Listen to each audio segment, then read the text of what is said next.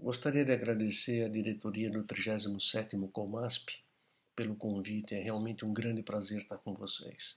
Ao me pedirem para dar essa palestra e colocar exemplos que mudaram a minha vida, vocês deram a oportunidade de eu rever meu passado e tenho que reconhecer aqui que foi muito prazeroso. Eu escolhi esse slide de abertura porque nossa vida assemelha-se muito, a construção da nossa vida assemelha-se muito a criar uma música no piano. Ela vai depender da tecla que você escolher, da pressão e o tempo de duração que se exerce essa pressão nessa tecla, e a próxima tecla e assim por diante. A nossa vida é feita de opções que nós devemos escolher para criar uma jornada prazerosa e útil para a sociedade.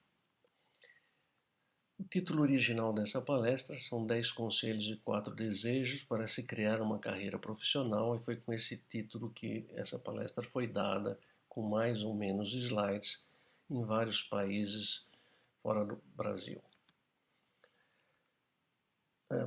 Esses conselhos podem não servir para alguns dos nossos colegas, dado as diversidades éticas e morais que existem entre nós. Como me foi pedido, eu daria alguns exemplos da minha própria experiência e que auxiliou a criar essa palestra.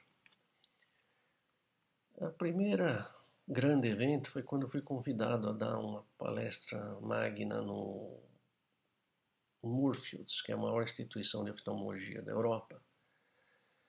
E após a palestra fui convidado para um jantar com a finalidade de inspirar os fellows e os membros da faculdade a enfrentar os desafios para ser líderes no glaucoma. 2 anos após, eu fui convidado para participar do programa histórico da Associação Americana de Glaucoma, cujo objetivo da entrevista era capturar os pensamentos e imagens dos mais proeminentes especialistas de glaucoma de nosso tempo por meio de histórias orais e vídeos. O ano passado eu fui convidado a dar palestra magna e formatura dos residentes e fellows do Imperial College de Londres.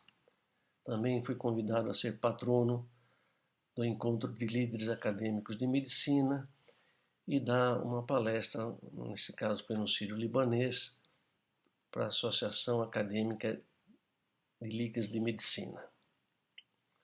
Eu acredito que eu fui convidado, principalmente internacionalmente, a dar esse tipo de palestra em razão do sucesso de 3 dos meus assistentes e residentes no HC. Professor Felipe Medeiros, professor de oftalmologia da Universidade Duke, professor Gustavo de Moraes, professor associado da Universidade de Colômbia e chefe de todas as pesquisas do Departamento de Oftalmologia daquela instituição, e o professor Marcelo Nicolella, chefe do departamento, professor titular do Dalhousie University, no Canadá, além de inúmeros colegas que permaneceram no Brasil e hoje são líderes em glaucoma. Esse survey é bastante interessante. A pergunta inicial é: qual a parte mais gratificante da medicina? Vocês vejam que 29% responderam que é a gratidão dos pacientes e o relacionamento com os pacientes. 24% o fato de a gente se tornar o melhor possível, achar respostas para as dúvidas e fazer diagnósticos corretos. 22% saber que a gente está fazendo alguma diferença no mundo para melhor. Então não há dúvida que os médicos querem fazer seu melhor para ajudar os pacientes, mas também gostariam de ser reconhecidos por isso. Entretanto, existe uma diminuição do respeito para o médico muito grande nesses últimos 30 anos, que é inclusive uma importante causa de burnout entre os médicos. A saúde mental dos médicos está sendo reconhecida como muito delicada. A taxa de suicídio é muito maior do que a da população geral. E isso é fruto não só do estresse da nossa profissão, mas também a perda do status que nós desfrutávamos na sociedade. Não se sabe exatamente o que ocorreu e como recuperar isso, mas seguramente recuperar esse respeito é uma missão que todos nós devemos ter, principalmente para que os jovens tenham um maior reconhecimento público. Veja, nos Estados Unidos chega-se ao ponto de colocar os médicos escolhidos conforme o preço. Isso já está começando no Brasil, infelizmente, com firmas aproveitando de médicos incautos e usando-os para benefícios financeiros. Eu tenho certeza que esse tipo de conduta não nos ajudará a recuperar aquela posição de destaque social que nós tínhamos antes. Aqui vão meus conselhos. Primeiro, se a sua maior prioridade é o sucesso financeiro, a medicina seguramente não é seu destino. Encontre um ou mais mentores que tenham interesse em você e não usem você para os interesses deles. Aos 27 anos de idade, eu criei uma hipótese sobre o efeito deletério do humor aquoso no trabeculado do olho e enviei para o professor Steven Drance, no Canadá, e para minha surpresa, ele me respondeu: Remo, desde que você não consiga provar sua hipótese no Brasil, venha ser meu fellow em Vancouver. O professor Steven Drance era um dos 5 melhores glaucomatólogos do mundo. A segunda oportunidade ocorreu aos 37 anos, quando estava visitando a Universidade de San Diego e assistindo às cirurgias do professor Robert Weinreb. Entre uma cirurgia e outra, ele me perguntou qual era a minha técnica para evitar a hipotonia precoce do implante de AMED, que ocorria em 25% dos casos e é uma complicação grave. Eu dei minha técnica e na cirurgia seguinte eu entrei com ele para operar o paciente, mostrando a minha técnica. 6 meses depois ele me escreve: eu fiz 20 cirurgias de AMED com sua técnica, é muito eficiente, eu vou te tornar famoso. Eu disse para ele que ia ser a coisa mais difícil da vida dele, mas ele tentou forte e conseguiu me ajudar em muito. De tal forma que se eu consegui ir mais longe foi porque eu fiquei em ombros de gigantes, e gigantes como o professor Steven Drance, e gigantes como o professor Weinreb. Esse é um conselho bastante importante. Encontre oportunidades.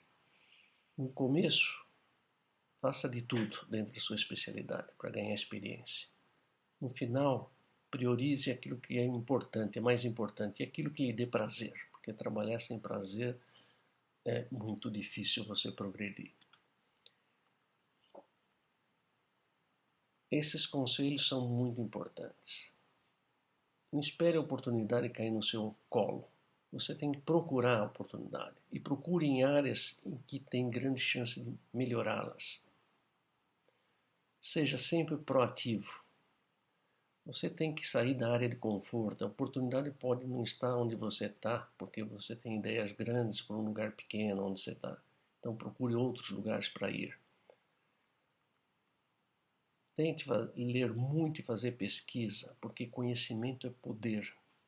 E você dificilmente encontrará grandes oportunidades sem conhecimento. Isso também é muito importante. Faça contatos. Tudo que a gente precisa, alguém tem. Contatos são iguais a oportunidades. Quanto mais pessoas vocês conhecerem, e vocês vão ver na minha dissertação, mais oportunidades aparecerão para vocês. A tarefa não é tanto ver o que ninguém viu ainda, mas pensar o que ninguém ainda pensou sobre o que todo mundo vê. Essa é uma verdade absoluta. A primeira oportunidade que surgiu na minha vida, nesse campo profissional, foi o fato de que vocês observem aqui que desde 1991 a 2003, portanto 12 anos, o glaucoma era subdiagnosticado. Nos Estados Unidos, 56% dos casos de glaucoma não eram diagnosticados e na América Latina acima de 75%. Vejam, glaucoma é a principal causa de cegueira irreversível no mundo, a primeira ou segunda causa de cegueira irreversível no mundo, e 56% não era nem diagnosticado. Foi quando eu criei um programa chamado Early Diagnostic Program, que em vez de ver a pressão como era para fazer o diagnóstico de glaucoma que flutuava, eu fui ao nervo óptico, onde a pressão agia, porque enquanto a pressão variava de hora para hora, a lesão do nervo óptico estaria sempre presente. E uma lesão de nervo óptico era sinal de que o olho tinha sido roubado, ou seja, faltou uma geladeira, embora eu não encontre o ladrão na minha casa. A partir de 500 fotos de fotografia estereoscópica, eu selecionei 5 sinais de glaucoma que ocorriam nos casos selecionados, apliquei 5 sinais numa população virgem e mostrei que fui capaz de diagnosticar quase 90% dos casos de glaucoma. Os 10% que não foram diagnosticados estavam em fases extremamente iniciais e daí seriam diagnosticados se caso progredissem. Esse programa foi apresentado em 2003 em Paris. Vocês vejam que imediatamente ele foi difundido em toda a França, os professores e os estados que foram dadas essas palestras, na Alemanha, na Grã-Bretanha, na Dinamarca, aqui primeiro curso via satélite com tecnologia 3D para o Brasil, Argentina, Chile, Colômbia, Equador, México, Peru e Venezuela, dos achados do nervo óptico. Na Itália, nos Estados Unidos, aqui vocês podem notar professores de Portugal treinando com o nosso curso, né? Eu levei uma equipe para treiná-los. Foi dado também no Egito, na Arábia Saudita, e até hoje faz parte dos programas de ensino de glaucoma em vários países do mundo. Recebi o prêmio da Universidade de Miami, do Bascom Palmer Eye Institute, em Israel, e meu livro foi publicado em português, inglês, espanhol e sérvio, e está esgotado já na segunda edição em todas as línguas. A segunda oportunidade surgiu quando, a despeito de eu criar um programa de diagnóstico precoce, foi lançado informações por um grupo de colegas dos Estados Unidos e da Europa, e que até hoje ainda alguns acreditam, dizendo que o glaucoma era uma doença de progressão lenta e poucas pessoas ficavam cegas ou com a visão prejudicada, que era possível prever a progressão da doença com certa acurácia, que existia um número substancial de pacientes que tinham glaucoma que não dependiam da pressão e que, portanto, só deveria ser tratados pacientes que se previa, já que era possível prever, que os pacientes iam perder a qualidade de visão. Ora, isso daí me impressionou muito, pois como eu podia deixar de tratar uma doença que era a primeira ou segunda causa de cegueira irreversível no mundo e não tratá-la desde o começo? Se tratada, ela levava a esse nível de cegueira. Então eu criei um outro programa exatamente falando o contrário, que a doença variava a progressão de indivíduo para indivíduo e existe um número substancial de pacientes que ficam cegos em um período de tempo curto, menos de 5 anos. A velocidade de progressão não é linear e, portanto, não se pode prever a progressão.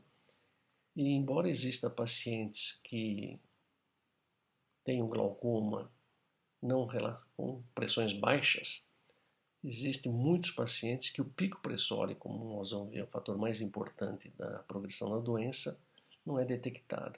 Eu lancei esse programa e ele foi muito bem aceito em vários locais do mundo, principalmente no Japão, onde vocês veem o meu programa inteirinho em japonês, na qual eu recebi uma homenagem, das melhores homenagens, mais bonitas homenagens que eu recebi na minha vida.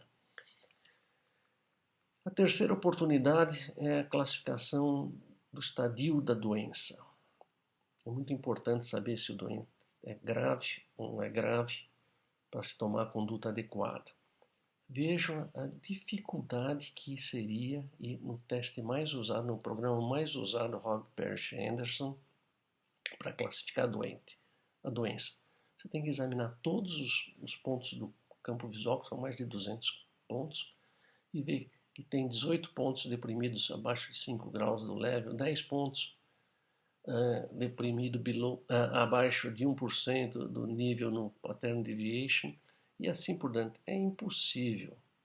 Isso perde-se pelo menos quase meia hora para analisar cada campo visual de cada olho do paciente. Aí eu criei um outro programa, a USP, Glaucoma Visual Field Staging System, e apresentei em Toronto pela primeira vez, e foi um sucesso. Como vocês podem ver, a professora titular do departamento de oftalmologia de Toronto me escreveu que esse novo sistema de classificação, ele é prático e nunca foi feito antes. O professor Anders Rey, inventor do aparelho Humphrey, o aparelho mais usado no mundo de campo visual, também chega à conclusão que esse sistema inclui o índice visual, mostra o tamanho do defeito, mostra a localização do defeito, mostra a progressão em tamanho e extensão para a mancha cega, coisas que todos os outros programas apenas davam a severidade. Esse, além da severidade, dá extensão, tamanho, formato, localização do defeito. Vejam que em fevereiro desse ano, uns 7.000 pessoas tinham lido esse artigo. Agora, em junho desse mesmo ano, já 10.267 pessoas leram esse artigo, e ele se enquadra em uns 4% dos artigos mais lidos do ResearchGate. Isso porque estamos pensando, cogitando colocar esse programa, modificado ou não, na inteligência artificial. Uma quarta oportunidade foi quando se verificou que a falta de fidelidade ao tratamento do paciente era uma das causas de cegueira importante. Então eu publiquei o primeiro livro na América Latina dedicado ao paciente, aos leigos. Esse livro dava informações importantes também o que o médico deveria fazer ou não, de tal forma que o paciente passasse agora, lendo o livro, a ter um certo controle do que os colegas médicos estavam fazendo. Esse livro foi traduzido para o inglês, para o turco, para o coreano, como vocês podem ver. Aqui o lançamento do meu livro em Singapura. Aqui no Brasil, com o ex-governador de São Paulo, claro, eu lembro, com o Dr. José Safra, que foi muito delicado no lançamento do meu livro, e com o Pelé, que lançou no meu livro esse e outros livros na Sérvia, através de um vídeo que está aqui embaixo, quem quiser ler, quem quiser assistir, é interessante. O Pelé é uma pessoa excepcional. Também, como patrono, fiz parte de criar o Cristo pintado de verde, que é o símbolo do glaucoma, e salve sua visão. Uma forma de levar o conhecimento do povo sobre essa doença que até então era desconhecida e ainda é desconhecida por muitos. Também participei e fomos vencedores da competição de vídeos com o objetivo de aumentar a fidelidade ao tratamento, que vocês vão assistir aqui. Eu fui o produtor desse vídeo.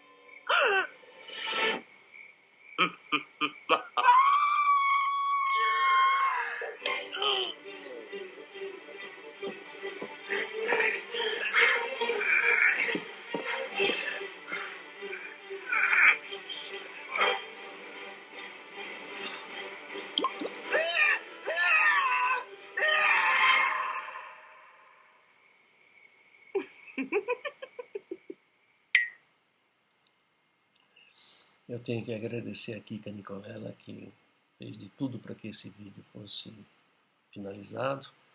E esse vídeo passou durante uma semana na rede Kinoplex aqui do Brasil. Também apareceu uma oportunidade no tratamento do glaucoma, e as duas oportunidades, como vocês vão ver. A primeira foi quando eu fui convidado como consultor dos laboratórios Alcon, Allergan, Pfizer, Merck, consultor em nível mundial.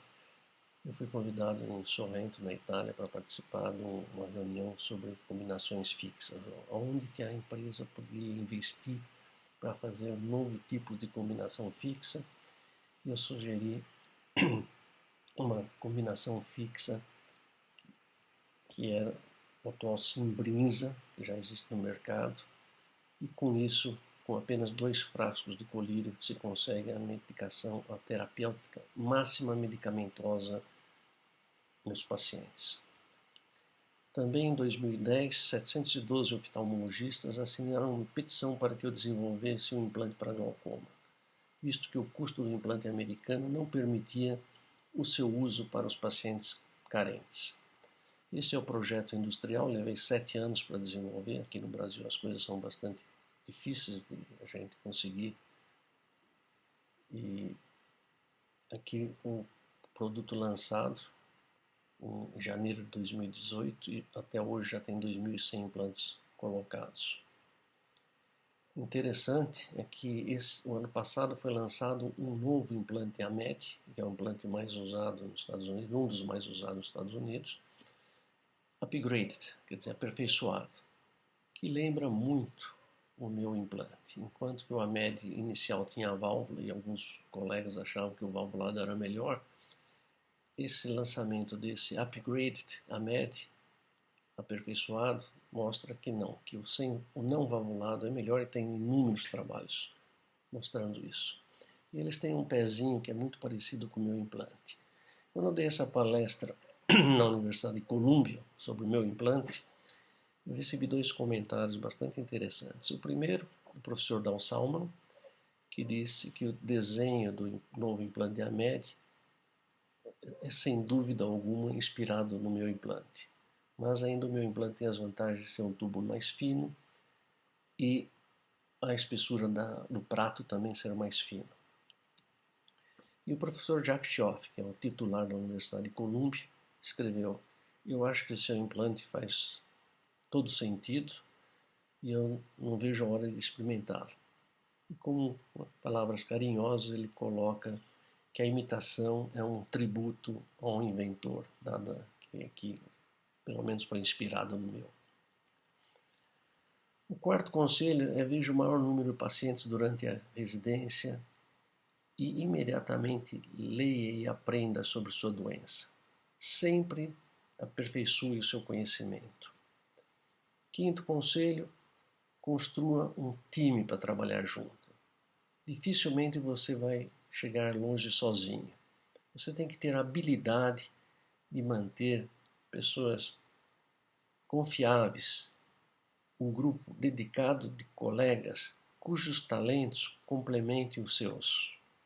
Vejam aqui o professor Marcelo Ratanaka, hoje o chefe do serviço de glaucoma da USP, o Roberto Bessani, da Escola Paulista de Medicina, Felipe Medeiros, titular da Universidade Duke.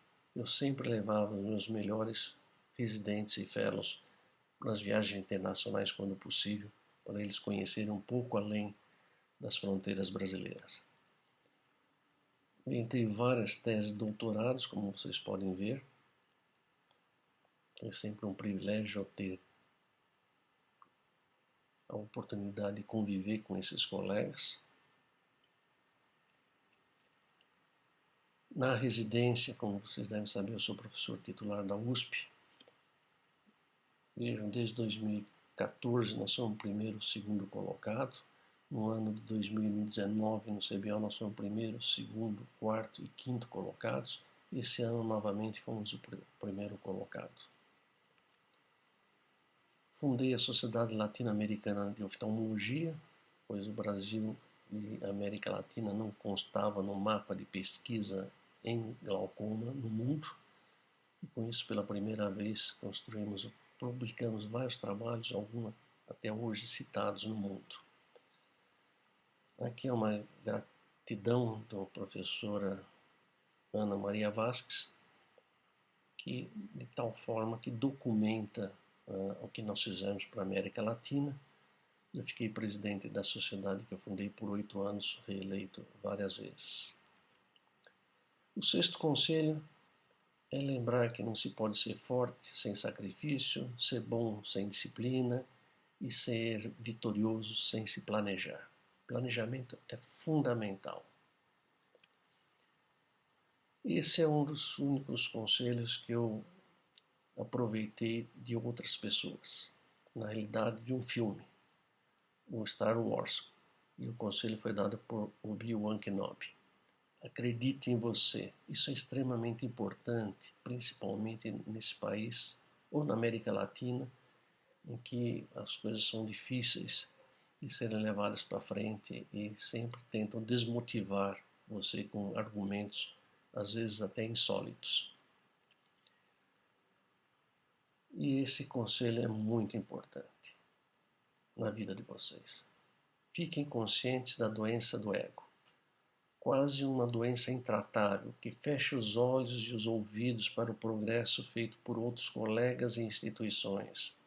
A falta de autocrítica destrói amizades, a família e causa sérios e frequentes problemas ou lesões aos pacientes.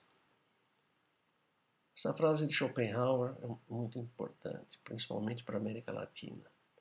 Todas as verdades passam por 3 fases. A primeira, ela é ridicularizada. A segunda é violentamente contestada. A terceira é aceita como clara, evidente. Aqui no Brasil essa terceira fase demora muito, e na América Latina também. É muito mais fácil nos Estados Unidos, quando você tem uma ideia boa, o pessoal se junta para trabalhar com você. Aqui, infelizmente, às vezes ocorre o contrário, com certa frequência ocorre o contrário, o pessoal se junta para desmotivar você, como a gente vê com frequência. E aqui é a história da prova de sobrecarga hídrica. É importante que vocês saibam, para conhecer a história, que o pico de pressão é o fator mais importante na progressão da doença. Mas, como vocês veem, infelizmente, o grande gap no conhecimento do glaucoma é que a gente realmente não sabe qual é a pressão máxima do dia. Uma oportunidade fantástica. Desenvolvi a prova de sobrecarga hídrica, que corresponde a beber 800 ml de água em 5 minutos e medir a pressão 3 vezes, com 15 minutos de intervalo. O máximo dessas valores é considerado o pico da prova de sobrecarga hídrica. E o pico da prova de sobrecarga hídrica corresponde ao pico do dia medido de 2 em 2 horas, das 8 da manhã às 8 da noite, com diferenças não superiores a 2 milímetros de mercúrio em 85% dos casos. Em 2017, o professor Reza, do Wills-Eye, dos Estados Unidos, uma das maiores instituições americanas, escreve que dentre de todos os métodos, a prova de sobrecarga hídrica é o mais fácil, barato de ser feito para estimar o pico de pressão. E se baseia em vários trabalhos que foram publicados a partir dos nossos trabalhos desenvolvidos na USP. Vocês vejam que já em 2017 eu fui convidado pelo grupo da Universidade da Califórnia para dar uma palestra magna sobre o pico e a prova de sobrecarga hídrica. Também recebi o convite na Universidade de Colômbia. Vocês vejam que os professores que me antecederam, ninguém é da América Latina. Aqui uma delicadeza do Dr. Jack Schoff, editor do Journal of Glaucoma. Também na Universidade de Penn, na Harvard. Recebi a medalha de ouro na Índia. Também na Universidade de Michigan, no Imperial College, no Moorfields. Esse teste, vocês vejam, falando de um teste que nunca tinha sido dito, conversado, apresentado em congressos na Academia Americana de Oftalmologia. E recebi este agrado, essa frase que muito me emocionou, que o meu trabalho da prova de sobrecarga hídrica é um testamento de persistência e intuição e fará uma enorme diferença para muitos pacientes ao redor do mundo. Também o artigo que eu mostro as aplicações da prova de sobrecarga hídrica foi um dos 20 mais downloads artigos nessa revista, que tem um impacto importante na oftalmologia, de todos os trabalhos publicados nos últimos anos. Também recebi uma carta do editor de oftalmologia e visão, dizendo que as aplicações da prova de sobrecarga hídrica no manuseio do glaucoma é muito interessante e qualidade de artigos como o meu definitivamente vão alavancar as pesquisas na disciplina de oftalmologia. Como vocês observam, não é só em glaucoma, é na oftalmologia. Realmente, a prova de sobrecarga hídrica está sendo usada em vários subespecialidades como córnea, retina, eletrofisiologia, etc. Abriu um leque de uma avenida para as pesquisas em diferentes campos da oftalmologia. Também a minha palestra, junto com o Dr. Gustavo de Moraes, no Congresso Mundial desse ano, foi o mais visto, foi a sessão mais vista do dia.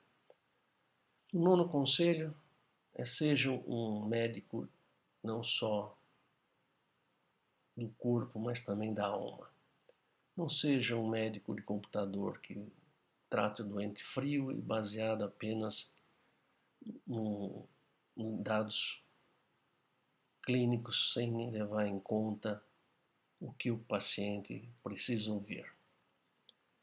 E aqui muito importante, uma vez você tendo conhecimento, como disse, tendo já manifestado ser proativo e atuar em áreas em que as oportunidades surgem, é mais fácil fazer contatos. Aqui estou eu dançando a mazurca no restaurante City de Nova York, com o professor Levin, professor Jeffrey Liebman, professor Weinreb, professor Jack Schoff, professor Fechner. Aqui com o professor Schulzman, professor Ivan Goldberg, na África. Nós estamos na África, aqui com o professor Anders Hale, professor Gandolfi, estávamos na Itália. Aqui o professor Magdon, Clive Magdon, na China. Em Israel, o professor Ethan Blumenthal. No Canadá, com o professor Chauhan. Professor Kuldef, professor Fechner e professor Gierke em Nova York. Professor Kuldef em Stanford. Professor Sanjay Ahrani na Universidade de Duke. Professor Robert Weinreb. Professor Débora na Universidade da Eslovênia. Professor Kaufman na Pensilvânia, professor Robert Stamper da Universidade de Stanford, professor Tin Wan em Singapura, e esse é um dos meus fellows, chefe do serviço de glaucoma no Paraná, no serviço do Paraná, professor Marcelo Nicolela, aqui com o professor Jorge Space, professor Haidar do Cairo, professor no Japão com o professor Makoto Arai e sua esposa, em Porto com o professor Falcão Reis, em Sintra, em Portugal, com vários colegas de Portugal, na Columbia University com o Jack Schoff, com o professor Max Forbes, aqui em Londres, novamente na China com o professor Kitazawa, o professor Ivan Goldberg, em Teherã, com vários professores internacionais, como vocês podem ver aqui, São Petersburgo, na Rússia, também com vários outros colegas americanos, Machu Picchu, uma reunião que houve lá com vários professores importantes. Aqui com o professor Key Barton, chefe de serviço de glaucoma de Londres, da Universidade de Moorfields. Aqui no Canadá, com o professor Ray LeBlanc, em Cannes. Novamente, o professor Levin, o professor Jacques Schoff, o professor Clive Migdal, o professor Steven Obstenbaum, de Nova York, o professor Carlos Traverso, de Gênova, o professor Tom Zimmerman, de New York, o professor Roy Wilson, Dean da Universidade de Wayne, aqui com o professor Hitchin, que é titular do Moorfields, em Londres, John Tyson, da Dinamarca, Manuel Augusta, das Filipinas, professor Alm, da Suécia, professor Palmberg, de Miami, professor Mauro do Chile, Ravi Tomás, da Índia, professor Terry, da Alemanha, professor Ivan Goldberg, Tim Roberts, professor Prim, da Tailândia, e aqui quando fui eleito presidente da Associação Mundial de Glaucoma em Viena. Recebi os prêmios pela extraordinária contribuição aos pacientes com glaucoma e para a comunidade científica mundial em Paris, da Associação Mundial de Glaucoma e da Associação Americana de Glaucoma, prêmio Lide para os melhores da medicina e a medalha do mérito legislativo na Assembleia, na Câmara dos Deputados. Como vocês podem ver aqui, o Rodrigo Maia me dando o título. O último conselho é não esquecer de, enquanto construir sua carreira, construir sua própria vida, construir sua família. Tem que fazer isso ao mesmo tempo. Não dá para fazer a primeira família, depois a carreira, e nem a carreira primeiro e depois a família. Eles têm que vir juntos. E lembrar sempre que uma boa família não tem preço. É a coisa mais importante que vocês podem ter. E aqui apareceu a minha melhor oportunidade, minha esposa. Aqui o casamento, e aqui as filhas trigêmeas, Gabriela, Bianca e Carolina, e a Fernanda que veio depois. Seja sempre um bom pai. Isso era quando estava chegando em casa. E hoje, as 3 filhas já adultas. Aqui é a Fernanda, que gostava de me pintar. E aqui ela já adulta também. Eles tinham alguma implicância com a minha falta de cabelo, como vocês podem notar. A Bianca, Carolina, Gabriela, Fernanda. E a Fernanda escreveu um livro baseado numa história que eu criei para elas, feita a partir da minha vida, mas transformando as pessoas que eu conhecia, as situações que eu tive em animais. Essa história foi contada para elas dos 5 aos 9 anos de idade, quando subimos a cadeira de esqui lá em Veio, e só podia ser contada lá, e cada vez que íamos ia aumentando um capítulo. E ela escreveu esse livro de memória aos 19 anos. E a introdução é: eu dedico esse livro a você, criador dessa história. Eu lembro-me como eu e minhas irmãs competiam para quem sentaria ao seu lado, porque nós gostaríamos de ler ouvir a história de um jovem leão que nos ensinaria muito sobre a nossa própria vida no futuro, onde o universo ficaria um pouquinho mais complicado. Muito obrigado não somente por essa lição, mas também por várias outras que você nos ensinou. Embora você não seja um contador de história profissional, você aprendeu que o sucesso na vida depende muito de nossas ações e nossa habilidade em moldar os nossos destinos. Essa é minha esposa. Vocês vejam a felicidade dela, e esse sou eu, posso garantir que sou eu, olha, a falta de cabelo. E num discurso, quando eu recebi o prêmio na Sociedade Americana de Glaucoma, eu terminei com esse slide dizendo que atrás de um grande homem sempre existe uma grande mulher. Mas isso não acontecia no meu caso, porque minha mulher sempre esteve na minha frente me orientando. Meus 4 últimos desejos. Que vocês encontrem seu lugar, suas oportunidades.